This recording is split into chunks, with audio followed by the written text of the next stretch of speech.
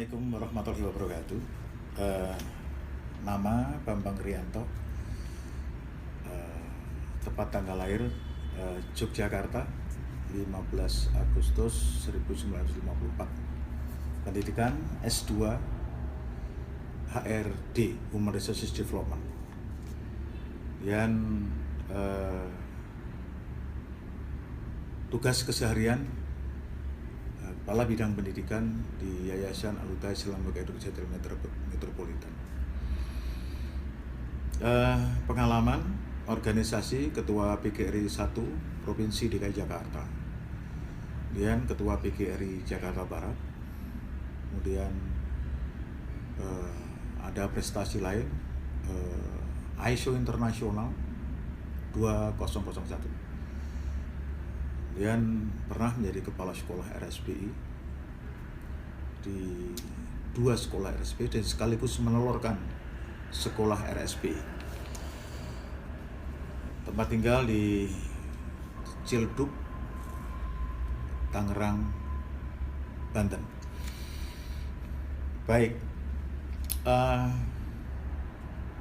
orang mau belajar itu harus ada tempat dan ada fasilitas yang lain, guru dan juga alat-alat yang lainnya.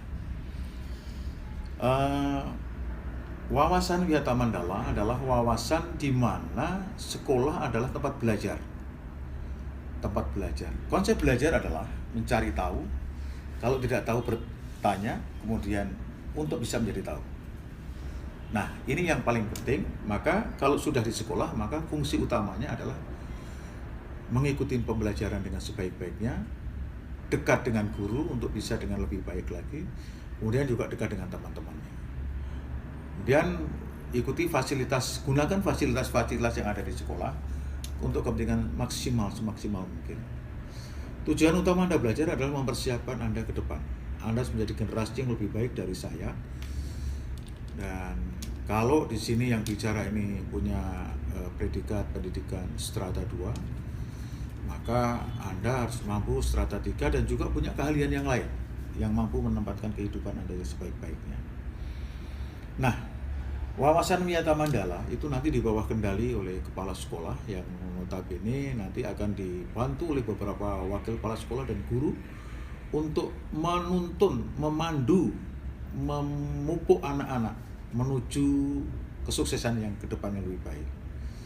Karena nanti pembelajaran akan dijadwal sedemikian rupa, cuman mungkin selama masa COVID-19 masih ada bencana seperti ini, maka pembelajaran melalui daring. Ikuti dengan sebaik-baiknya dan diberikan waktu untuk berdiskusi, bertanya, kemudian melakukan suatu kritikan, saran dan lain sebagainya, itu dibenarkan dan dibolehkan. Hal-hal yang nanti menjadi bagian-bagian alat-alat yang ada, laboratorium, nah itu tolong bisa digunakan dengan sebaik-baiknya, kemudian dimanfaatkan dengan sebaik-baiknya. Fasilitas-fasilitas seperti aula, kemudian ruang OSIS, PMR, Palang Remaja, atau dalam hal ini PMI, dan lain sebagainya, termasuk perpustakaan, bisa dimanfaatkan sebaik-baiknya untuk kepentingan kita semuanya. Konsep yang paling mendasar dalam wawasan Wiyata Mandala adalah bahwa sekolah akan membuat sebuah perencanaan 1 tahun, kemudian dijabarkan oleh guru-guru pengajar. Nah, guru-guru pengajar juga mengadakan persiapan, kemudian didasari lagi kepada nanti persiapan-persiapan yang sudah ditentukan akan diukur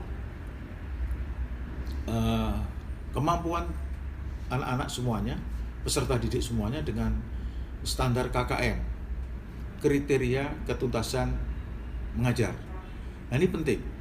Oleh karena itu, setiap mata pelajaran wajib hukumnya untuk membuat KKM per KD, kompetensi dasar, kemudian dibuat per mata pelajaran dan ditempelkan di kelas atau di tempat terbuka, sehingga semua auden, semua murid, semua siswa, orang tua termasuk di dalamnya, guru, yayasan harus tahu tentang KKM per mata pelajaran.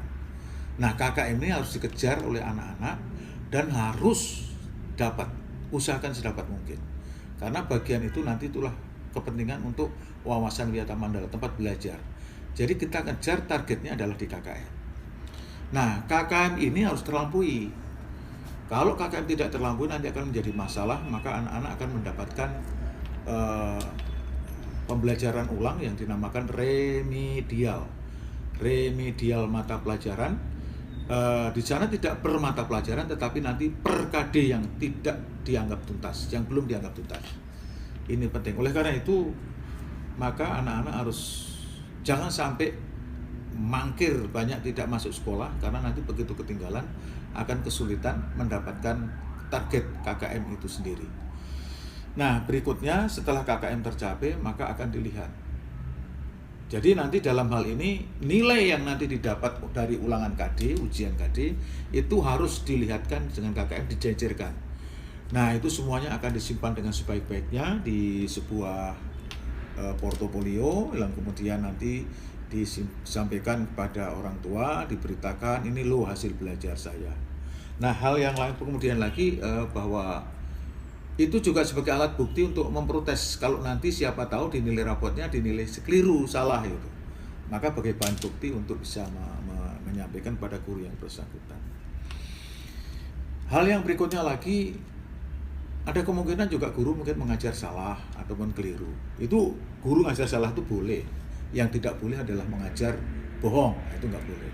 Nah, kalau nanti ketahuan gurunya salah, maka diingatkan, Pak, Bu, ini barangkali keliru. Dengan bijaksana, dengan arif, mudah-mudahan nanti Bapak Ibu guru juga akan memahami dalam hal ini. Dan tentunya permohonan maaf kalau ada yang salah, itu hal yang biasa dan itu kodrat manusia. Oleh karena itu, pada seluruh siswa SMK, tolong latihan untuk berbuat yang terbaik untuk kepentingan pendidikan ini. Di SMK ada 3 jurusan yang diselenggarakan di sini, maka belajarnya konsentrasinya ada di sana, yaitu perkantoran, kemudian akuntansi, dan teknik komputer jaringan. Masing-masing punya keahliannya sendiri yang nanti akan diuji melalui sertifikasi profesi. Begitu nanti Anda sudah sampai kelas 3 akan diuji sertifikasi profesi, yang tujuannya adalah untuk memberikan semacam sertifikat untuk kepentingan anak-anak semuanya di dunia kerja. Karena kurikulum di SMK itu didesain untuk menjadi tenaga kerja menengah. Tapi tidak menutup kemungkinan bahwa anak-anak SMK juga langsung bisa kuliah, nggak ada masalah itu. Nah, pesan saya ya, kalau bisa bekerja dulu, kalau sudah lulus dengan sertifikasi, modal sertifikasi yang ada tadi, kemudian disambi untuk bisa kuliah kembali. Tidak ada kesempatan, tidak ada waktu dibuang, tidak ada kesempatan dibuang tanpa kuliah. Semuanya harus kuliah. Nah, selamat belajar di SMK dengan sebaik-baiknya dan berikan kritisi-kritisi yang terbaik. Kemudian kalau tidak tahu tanya, dan sekali lagi jangan beraneka ria macam-macam untuk berbuat yang kurang baik. Ya, lakukan kegiatan belajar mengajar dulu, belajar dengan sebaik-baiknya. Kalau tidak tahu tanya, dan semua tugas buku kerjakan dengan sebaik-baiknya. Katakan, saya bisa dan pasti bisa. Anak-anakku pasti bisa sukses. Karena kalau kamu ingin hidup bahagia, maka harus berubah. Untuk bisa berubah hari ini, maka belajar dengan baik. Belajar dengan baik adalah gunakan wawasan Wiyata Mandala. Sekolah adalah tempat untuk belajar. Selamat belajar, sukses untuk kalian semuanya. Assalamualaikum warahmatullahi wabarakatuh.